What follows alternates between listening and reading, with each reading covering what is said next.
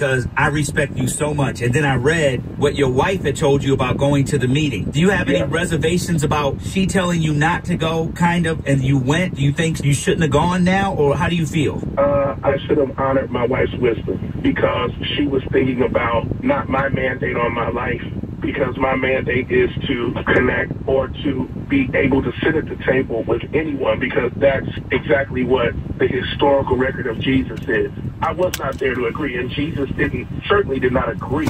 And so my heart and motive was pure.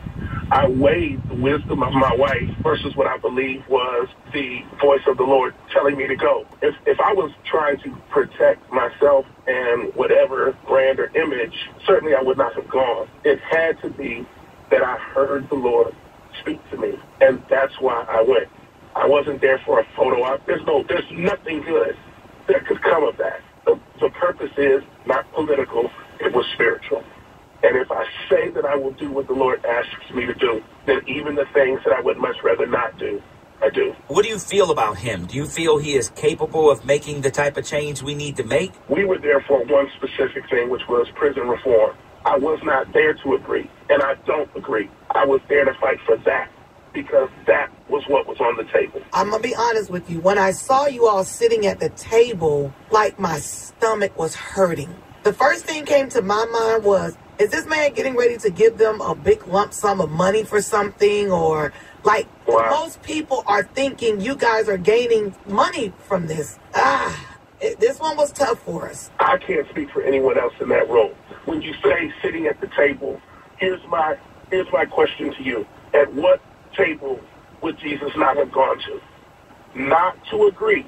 This is critical. My presence there is not agreement or alignment. The pain of African Americans, Hispanics, those who are undocumented immigrants is real, and it informs who I am as a pastor. But if I walk into that room and only took the anger, and everybody sees me, quote unquote, going off, it's a great viral moment, but you know what gets done? Nothing. Part of the issue is, Pastor, is that, and I hear what you're saying, but Jesus met the leaders. You're not Jesus. When you compare yourself to what Jesus did, it makes it difficult for lay people to understand that. I didn't compare myself. My point is, as a Christian, a Christ follower, the mandate of a Christ follower is to be the hands and feet of Jesus, even to people and places that other people will say there's no value there. The whole central theme of Christianity is redemption, Frank. So, of course, I'm not saying that I'm Jesus. Pastor Scott said this is the most pro-black president we've had in our lifetime. And you were sitting right there. I don't agree with that. But why didn't anybody say anything, though? Why didn't anybody say anything? Okay, so, Frank, here's why. What is the protocol in a meeting like that when you've never been in that situation? But that's why you're there. The truth. But that's why you're there. You're there to speak the truth. And I understand. I mean, I don't agree with Pastor Scott in saying that, but I didn't hear anybody say, hey, Mr. President, the policies that you're putting forth in America is changing the face of America. I just heard a lot of thank you for being here. You didn't hear that from me. What you heard from me is thank you for giving us a seat at the table to talk about. Okay. I'm not anybody's boy.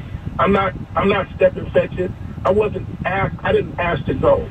I was asked to be there. Wanda asked you a very important question. She asked you, like, what did you get from being there? Because a lot of people are saying the black church is getting some money, and it was all about money, and that's why you guys met. I got nothing. Not a nickel, not one thing. I didn't get anything, and certainly didn't gain anything, but the hurt and the pain of a large portion of my community that I would never seek to offend. What I've realized now is that the purity of my motive doesn't translate across the pain of people who can't see past why I would even be there. I didn't have a motive. I didn't have an agenda. Pastor, you sat right next to him while they were taking pictures. And clearly, I did not choose the seat that I sat in. That was scripted. That was not something that I asked for. It is important for people to know. When I was invited to this, I said very clearly, I don't want any pictures because people will not understand. I will go to listen, and I will offer my biblical opinion on the morality. And, of course, when we get there, there's tons of cameras. And immediately I realized this is a setup. I leave you with this, Frank and Wanda. First of all, my apologies to everyone in the community who by my presence have been hurt. The pain that this has caused my wife, my children, immeasurable. But me going there is not as a Democrat or as a Republican. I went there as a Christian to say the church can actually help, but I am sorry that that was not translated. Pastor, let me just say, ultimate respect for calling us and explaining your position. I appreciate it. And prayers going out for you and the wife. Okay? Thank you, sir. All right. People Station V103, ATL's #1 for hip hop and R&B.